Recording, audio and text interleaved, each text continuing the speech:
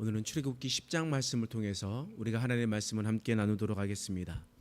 우리가 9장 말씀까지 우리가 살펴보았던 것처럼 하나님께서 이집트 땅에 우박을 내리심으로 그 땅에 있는 모든 곡식이 다 상하게 되었습니다. 그 우박은 작은 우박도 아니었고 우박과 함께 불이 내렸으며 또한 그곳에 밖에 있었던 가축과 사람까지 상하게 할 만큼 큰 우박이었음을 우리가 말씀을 통해서 알 수가 있습니다. 그리고 시간이 흘러 하나님께서는 또다시 하나님께서 재앙을 불러주셨습니다. 출애굽기 10장 13절에서 14절 말씀입니다. 함께 읽어보겠습니다. 시작. 모세가 애굽 땅 위에 그 지팡이를 들매 여호와께서 동풍을 일으켜 온 낮과 온 밤에 불게 하시니 받침이 되매 동풍이 메뚜기를 불어들인지라. 메뚜기가 애굽 온 땅에 이르러 그 사방에 내리매 그 피해가 심하니 이런 메뚜기는 전에도 없었고 후에도 없을 것이라. 하나님께서 동풍을 불게 하셨습니다. 동풍을 불게 하셔서 그 동풍으로 말미암아 메뚜기 떼가 오게 되었다라는 것을 보았습니다. 그러면 왜 하나님께서 바람을 불게 하셔서 메뚜기를 오게 하셨을까요? 여러분, 이집트 사람들은 세트라는 신을 섬기고 있었습니다. 이 세트라는 신은 바람의 신이었습니다. 모래 폭풍의 신이요, 또한 곡물의 신이었습니다. 그런데 동풍이 불었어요. 큰 바람이 불었습니다. 그런데 이집트 땅에는 바람이 불면 모래바람이 일으킬 수밖에 없었습니다. 그것을 신으로 섬기고 있었던 그 사람들에게 동풍, 바람은 좋은 것으로 여겨졌었는데 또한 그것이 자신에게 메뚜기를 불어올지는 상상하지조차 못했었습니다. 그 바람은 이집트 사람들에게 큰 어려움을 주게 되었습니다. 이미 우박 재앙으로 그곳에 있었던 모든 곡식이 상하게 되었습니다. 그나마 살아남아 있었던 것들도, 그리고 그 나중에 자라났었던 그 모든 것들도 메뚜기가 날아와서 다 갉아먹었습니다. 여러분, 저는 어렸을 때 메뚜기를 참 많이 먹었거든요. 밖에 나가가지고 메뚜기를 늘 잡아가지고 불을 피워가지고 꼬챙이 끼워가지고 구워서 늘 저는 항상 학교 갔다 오면 간식으로 그걸 먹었습니다. 저희 아내와 저는 나이는 같은데 저의 세대는 한 60대 정도 된 것 같고 아내는 그걸 제가 보면서 그런 것 같은데 저는 항상 그랬었거든요. 근데 그 메뚜기가 한 요만했으면 크면 이만해서 크면 좋았거든요. 왜냐면 크면 좋았어요. 왜냐면 더 크니까. 아니면 조그만하잖아요. 요만하면 벼메뚜기는 더 작고. 그런데 여기에 나와 있는 메뚜기는 거의 새만합니다. 날개짓해 가지고 하면요, 길이가 훨씬 더 큽니다. 근데 그런 메뚜기가 올라와 가지고 무언가를 식물을 다 뜯어먹는다 생각해 보십시오. 그것이 한두 마리가 아니고 수백만, 수억 마리의, 이전에도 없었고 이후에도 없을 만큼 어마어마한 메뚜기가 왔습니다. 그리고 그 밭에 내리면요, 그것은 모든 것이 다 없어지게 되는 겁니다. 이 바람의 신 세트를 섬기고 있었는데 그 바람을 통해서 메뚜기가 오게 되었고 재앙이 몰아닥치게 되었습니다. 하나님께서 이것을 통해서 너희가 그렇게 섬기는 신을 통해서 이루어지는 것이 아니야, 하나님께서 분명하게 말씀하시는 겁니다. 뿐만 아니라 그 다음 번째, 아홉 번째 재앙은 흑암 재앙이었습니다. 출애굽기 10장 21절 말씀이에요. 읽어보겠습니다. 시작. 여호와께서 모세에게 이르시되 하늘을 향하여 내 손을 내밀어 애굽 땅 위에 흑암이 있게 하라. 곧 더듬을 만한 흑암이니라. 하나님께서 말씀하시니 하늘이 가리워지고 어떤 빛도 내지 못하게 되었습니다. 그게 얼마나 강력한 흑암이었냐? 우리가 캄캄한 밤 뭔가를 더듬을 만한 흑암이다. 그러니까 눈앞에 보이는 것이 아무것도 없었다라는 겁니다. 이집트 땅은 너무나 강력한 태양을 비치는 곳이었잖아요. 그렇기 때문에 이집트 사람들은 태양신이었던 라를 섬겼습니다. 태양신 라가 이곳 가운데 햇빛을 비춰준다, 해를 비춰준다라고 얘기했습니다. 그러나 하나님께서 말씀하시니 그 태양도 힘을 잃었습니다. 강력하게 내쬐었던 그 태양빛도 사라지고 완전한 흑암 속에 있게 되었다라는 겁니다. 태양신이 진짜 힘이 센 줄 알았는데 여호와께서 한 말씀하시니 태양도 가리워지게 되는 놀라운 경험을 하게 되었던 겁니다. 여러분, 이처럼 하나님께서는 이집트 땅에 있었던 모든 신들을 심판하는 그러한 재앙을 내려주셨습니다. 누가 진짜 신인지, 누가 참 신인지를 이 재앙들을 통해서 우리에게 말씀하셨습니다. 그런데 하나님께서 그것을 그냥 재앙을 주려고, 심판만 하시려고 그들에게 재앙을 준 것이 아니었습니다. 그렇게 하나님의 말씀에 따르지 않으니 그것을 돌이키기 위해서 하나님께서 재앙을 주셨던 것이었습니다. 그렇기 때문에 이집트 사람들이 이 이스라엘 백성들을 내보내지 않았기 때문에 심판을 받았고, 또한 우리가 생각해 봐야 될 것은, 그러면 왜 이스라엘 백성들은 그 이집트 땅을 나가려고 했을까? 그러면 왜 바로는 그 말을 듣지 않아 심판을 받을 수밖에 없었는가를 한 번 더 생각을 해 봐야 됩니다. 여러분, 이스라엘 백성들이 이집트를 나가려고 했었던 큰 이유가 무엇이었습니까? 여러분, 그 앞장 보시면요, 출애굽기 8장 25절 말씀에 이런 말씀이 있어요. 우리가 앞장이니까 한번 볼게요. 출애굽기 8장 25절 말씀 읽어보겠습니다. 시작. 바로가 모세와 아론을 불러 이르되 너희는 가서 이 땅에서 너희 하나님께 제사를 드리라. 말하는 것은 무엇이었냐면요, 지금 바로가 그럼 나가서 제사를 드려라고 하는 것은 이유가 무엇이냐면, 이스라엘 백성들이 우리가 밖에 나가서 하나님 앞에 제사를 드리겠습니다 라고 이야기했기 때문에 지금까지 재앙이 일어났습니다. 바로가 제사를 하지 못하게끔, 예배를 하지 못하게끔 했기 때문에 지금까지 재앙이 일어났다라는 거예요. 그럼 우리가 생각을 해보면 악의 세력은 우리에게 어떤 일들을 하게 되는가? 그것은요, 악의 세력은 우리가 하나님을 예배하지 못하게 하는 거예요. 악의 세력은 우리가 어떠한 방법을 쓰든지 간에 우리가 예배를 하지 못하도록 막는 겁니다. 바로가 그것을 막았기 때문에 하나님께서 예배하지 못하게 막는 자들을 하나님께서 심판하시는 거예요.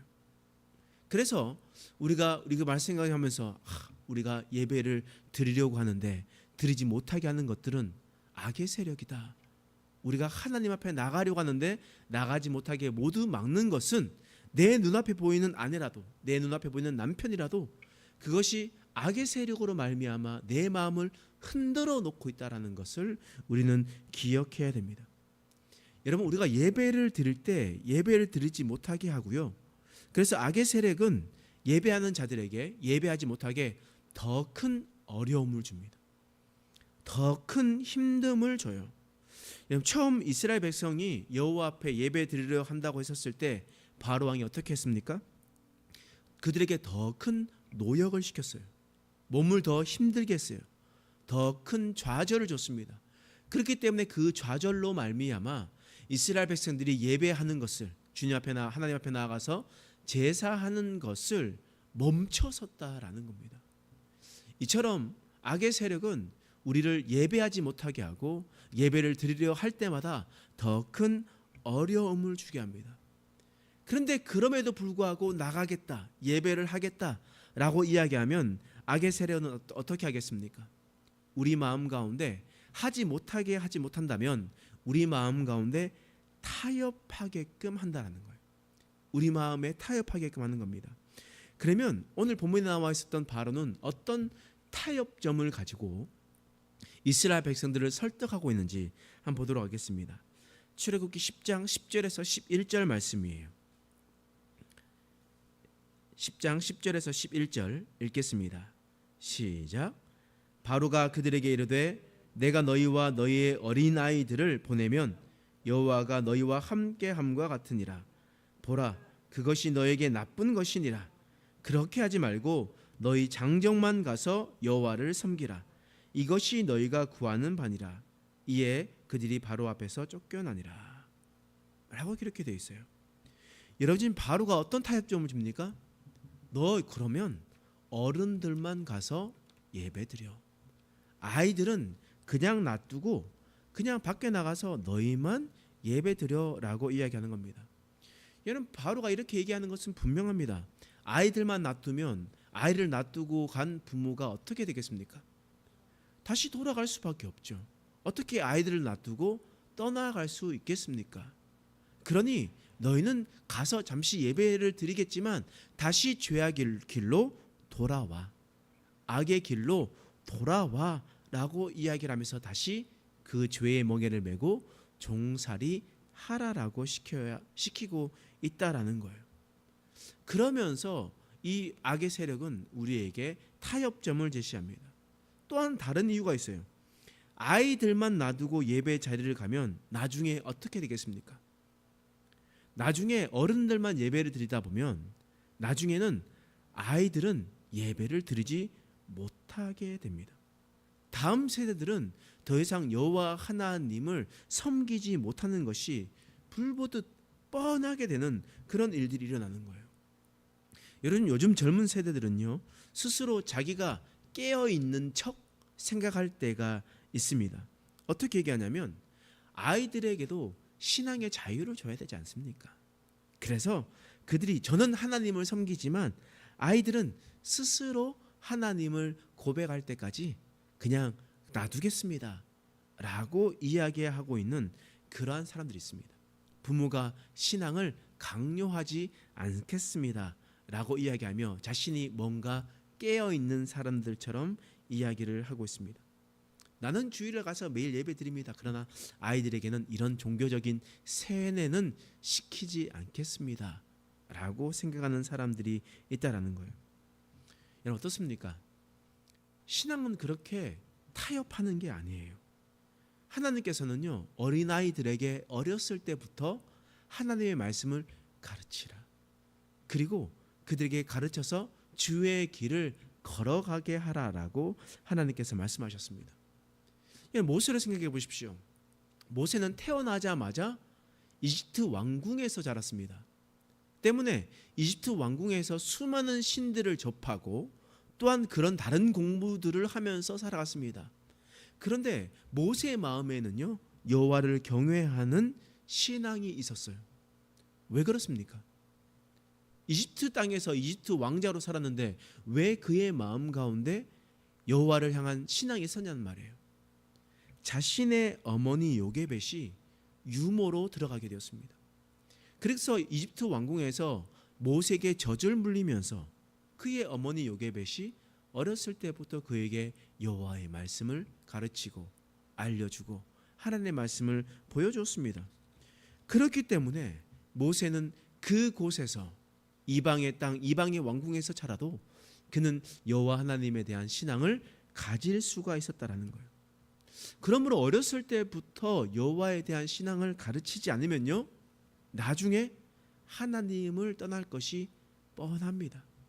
어렸을 때부터 하나님을 어떻게 경외해야 되는지, 어떻게 섬겨야 되는지 분명히 가르칠 필요가 있는 거예요.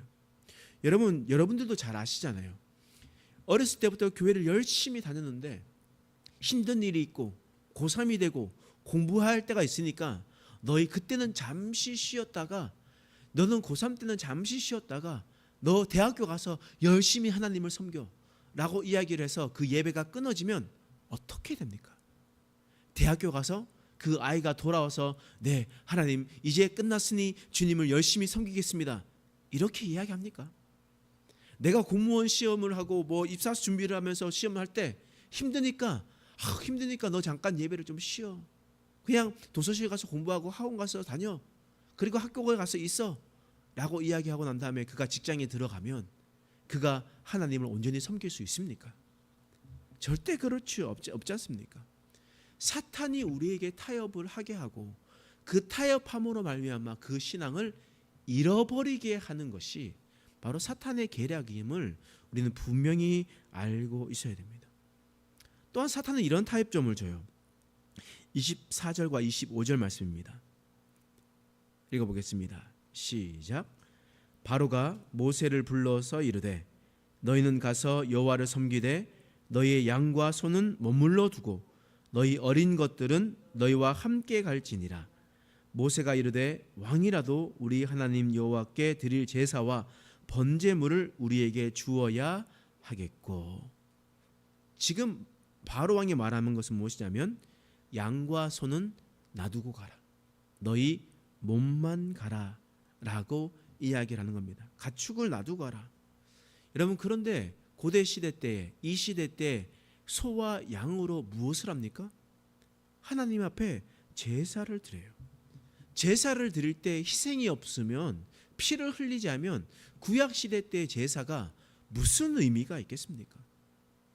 그런데 이 바로는요, 어떤 희생도 하지 말고 그냥 표면적으로 하나님을 섬기라라고 이야기를 하고 있는 겁니다. 여러분, 희생 없이 제사를 드릴 수가 없는 거예요. 여러분, 이 시대의 사람들에게도 사탄은 계속해서 우리에게 말합니다. 너 그냥 아이들과 너희들이 가서 예배만 드리면 돼. 너희가 가서 희생도 필요 없고 헌신도 할 필요가 없어. 그냥 표면적으로 그냥 가서 11시에 갔다가 앉아있다가 한 시간만 앉아있다가 돌아오면 돼. 그러면 너희는 예배를 잘 드리고 있는 것이야 라고 이야기를 하는 거예요. 그래서 요즘 세대 사람들은요, 교회 나가서 주님 앞에 얼굴만 보이고 돌아가려고 합니다. 그래서 우리 같은 작은 교회는 오지 않으려고 합니다. 왜냐하면요, 뭔가를 일해야 될 것 같은 부담감이 있으니까요. 대형 교회 가고 큰 교회 가면 그냥 잠시 가서 앉아있다가 돌아오면 되니까, 표면적으로 하나님만을 섬기면 되니까 그렇게 하면 된다라고 생각합니다. 그러나 이것은 사탄의 계략이요 속임수임을 우리는 분명히 알아야 됩니다. 너희가 교회에 나왔었을 때 헌금 안 해도 돼. 그냥 예배만 드리면 돼 라고 이야기합니다. 아닙니다. 여러분, 헌금 꼭 하셔야 됩니다. 하나님 앞에 예물 드리셔야 됩니다. 주일마다 나오실 때마다 하나님 앞에 빈손으로 오는 것이 아니라 하나님께 귀한 것을 준비해서 나오셔서 주님 앞에 귀하게, 주님 앞에 희생해야 됩니다. 헌신해야 되는 거예요. 이것이 바로 하나님께서 우리에게 보시고자 하는 우리의 마음이에요. 그런데 우리는 어느새부터인가 주정 헌금은 사라진 지가 오래입니다. 옛날 시대에 우리가 좀 더 위에 있었던 선지들은요, 주일날 내가 11조는 못하고 감사헌금은 못하더라도 주일 주정 헌금은 내야지 하고 하면서 그것을 곱게 다리미에 달아서 하나님께 드렸었던 그 희생과 그 헌신이 있었던 세대가 있었습니다. 그런데 지금 이 시대는 그런 것이 사라졌어요. 그냥 와서 하나님 앞에 그냥 예배 드릴 뿐만 아니라 또 어떤 사람도 헌금을 하더라도 그냥 호주머니에 꾸깃꾸깃 있는 것들을 가지고 내서 그렇게 하나님께 드리기도 합니다. 여러분, 하나님 앞에 드릴 때 예배는요, 그런 표면적인 예배가 아닙니다. 하나님께서 그렇게 드리는 예물을 기뻐 받으시겠습니까? 여러분, 우리가 그것을 잘 기억해야 됩니다. 우리가 어떠한 마음으로 주님 앞에 예배 드리고 있는가? 우리가 사탄의 마음 가운데, 사탄의 속삭이는 그 계략에 우리는 타협하고 있지 않는가를 우리는 마음 깊숙이 생각하려고 합니다. 그래서 이 시대에 살고 있는 사람들은 교회에 물질을, 헌금을 드리지 않아도 돼. 시간도 드리지 않으려고 합니다. 봉사도 하지 않으려고 합니다. 하나님 앞에 어떤 희생도 드리려고 하지 않습니다. 여러분, 그러나 이것은 사탄의 계략임을 우리는 분명히 기억하시기 바랍니다. 오늘 말씀을 통해서 하나님은 이집트 땅에 있었던 신들을 하나님께서 심판하시는 장면이 나옵니다. 그랬을 때 바로는 한꺼풀 마음을 죽이게 돼요. 근데 그것을 어떻게 하냐? 그 사람들에게 타협점을 제시합니다. 아이들은 놔두고 가라. 다음 세대 예배가 끊어지게 하라 라고 얘기합니다. 너에게는 어떤 희생도 하지 마라. 그냥 표면적으로 예배를, 제사를 드려라 라고 이야기합니다. 우리가 그런 이야기를 들을 때마다 우리가 어떻게 하나님을 온전히 섬겨야 될지, 우리가 어떤 마음으로 주님을 섬겨야 될지 다시 한번 더 결단하며 나가는 저와 여러분 되시길 간절히 축원합니다. 기도하겠습니다. 하나님, 오늘 말씀을 통해서 우리의 마음을 깊이 생각할 수 있는 자들 될 수 있도록 하나님 도와주시옵소서. 우리 마음 가운데 온전함으로 주님 앞에 드리는 인생 되게 하여 주시옵소서. 우리 마음 가운데 속삭이는 하나님의 유혹과 또한 모든 것들 가운데 다시 한 번 더 우리의 마음을 되잡고 하나님께서 우리에게 분명하게 말씀하시는 것들을 깨달아 주님의 말씀대로 순종하며 걸어나갈 수 있는 우리의 인생 되게 하여 주시옵소서. 감사드리며 예수님의 이름으로 간절히 기도드립니다. 아멘.